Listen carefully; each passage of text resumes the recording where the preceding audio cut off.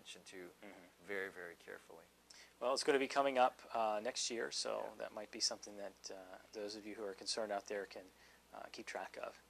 Well, let me move on to another social issue that's been a hot topic, and just, we need to cover all our bases. Pretty much know what you might say, but we would like to hear about your feelings on abortion, and just so that we know, when does life begin? And I hope it's not above your pay grade.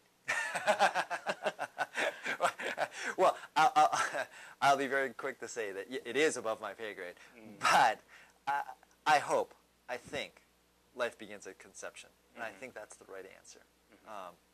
With that said here, I don't realistically see the United States Supreme Court changing its opinion on Roe versus Wade anytime soon. And that, while I might not like it, because I consider myself a strict constructionist on the U.S. Constitution, I don't right now see a majority on the U.S. Supreme Court changing that in 2009 or 2010 or any time in the very near future. Maybe one day. But that is unfortunate, but it is unfortunately reality. What I do think is important for us, though, in the government, or at least my views in the government here, is that we have to make abortion more difficult, and we have to offer more choices. Abortion shouldn't be a birth control option. So that if we have to live with the reality that we don't like, that Roe v. Wade is the law, then what we have to do is find ways to reduce the number of abortions. And that, I think, is what everybody is losing sight of these days.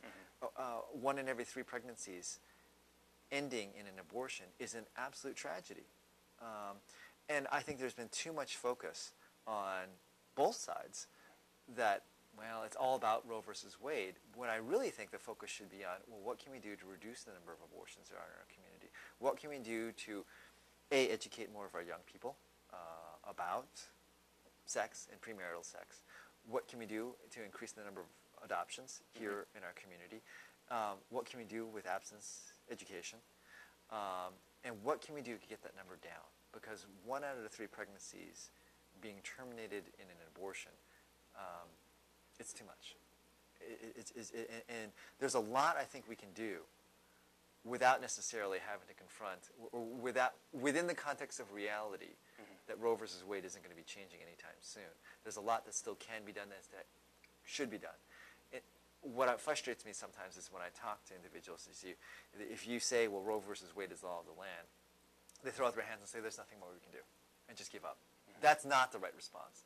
The right response should be, well, if you understand that, what can we do to be reducing the number of abortions in our community? So really, it's we don't need to. This is certainly not over.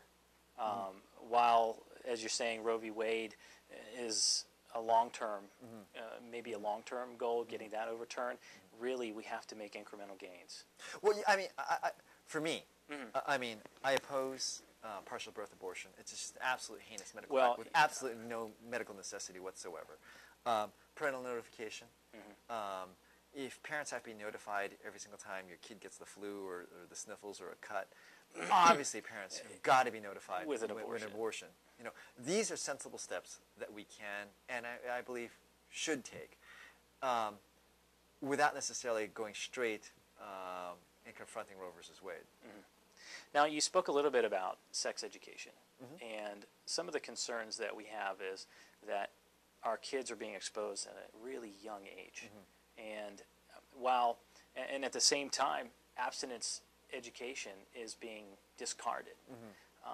What kind of steps, in a little more detail, can we take, or what kind of plans are there, perhaps out there, options that we might have to move in the direction that we want to go in, and at the same time, not expose our kids to. I mean, because well, it comes back to parental control and the parents.